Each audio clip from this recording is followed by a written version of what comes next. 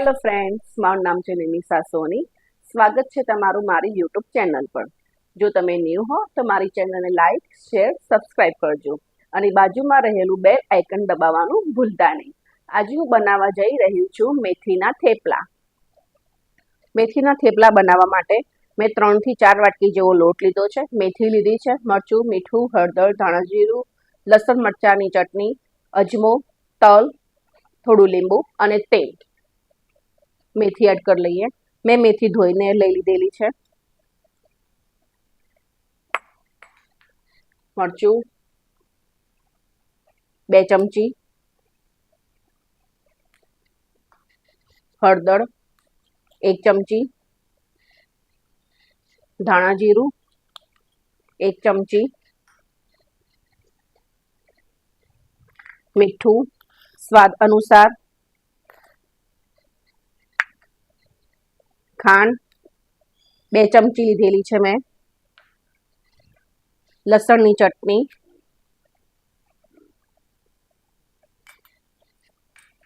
અજમો 1 ચમચી, હાથમાં વાટી લેવો, તલ 2 ચમચી.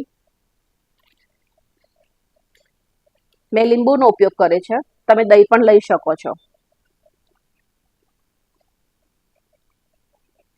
દહીંથી અને લીંબુનો ખાટો ટેસ્ટ મેથીના થેપલામાં ખૂબ જ સરસ લાગે છે. 1 થી 1.5 ડોકલી તેલ. તમે સૂકા મસાલામાં તમારી રીતે મસાલા કરી શકો છો. મરચું, હળદર, મીઠું તમારી રીતે સ્વાદ અનુસાર તમે ફેરફાર કરી શકો છો. હવે આ બધો લોટ આપણે ગૂંથી લઈએ.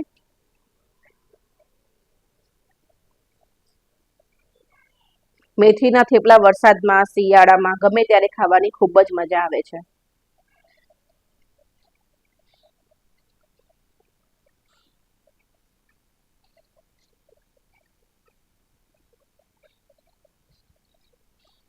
ફ્રેન્ડ્સ, તમારામાંથી હજી મારી ચેનલને ઘણા લોકોએ સબસ્ક્રાઇબ નથી કરી. પ્લીઝ સબસ્ક્રાઇબ કરવા વિનંતી છે.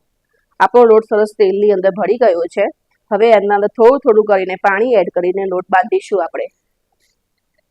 થોડું પાણી એડ કરું, કારણ કે મેથીમાંથી પાણી છૂટે જ છે. એટલે ઓલમોસ્ટ લોટ તો આપણા મેથીના પાણીમાંથી જ થઈ જશે. પણ થોડું પાણી એડ કરીને જો બાંધતા રહીશું તો આપણો લોટ વધારે ઢીલો નહીં બંધાય.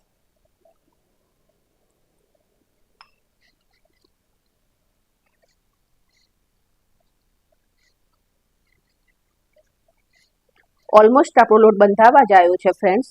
એના માટે મારે 1 ગ્લાસથી અડધો ગ્લાસ મેં પાણી લીધું હતું. અડધા ગ્લાસથી પણ મારે ઓછું પાણી જોયું હતું. આપણો લોટ બંધાઈ ગયો છે. હવે તેને 2 થી 3 મિનિટ રેસ્ટમાં મૂકી દઈએ. તવી હીટ પર મૂકી દીધી છે. નાનો એવો લુવો લઉં છું.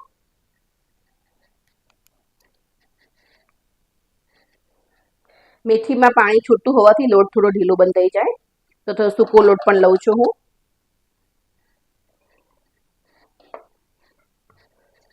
ધીરે ધીરે તેને વણતું રહેવું.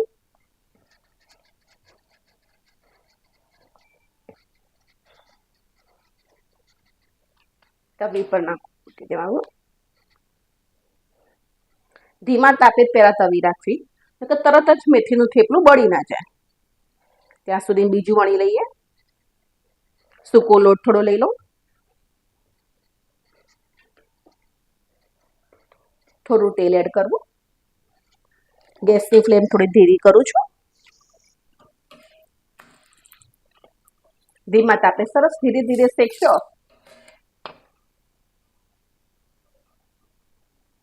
એમ જ બીજું મૂકી દઈએ. ફરીથી થોડોક લુવો લઈએ. સૂકા લોટની અંદર થોડુંક લઈ લઈએ.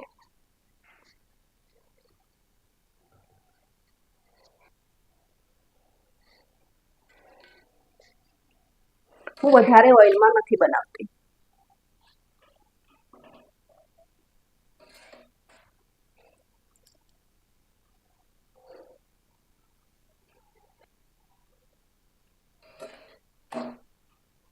રેડી છે આપણા ઘઉંના લોટના મેથીના થેપલા. મેં ઘઉંના લોટના બનાવ્યા છે.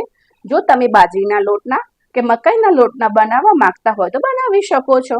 આ થેપલાને તમે આદુવાળી ચા, દહીં કે કેચઅપ સાથે ખાઈ શકો છો.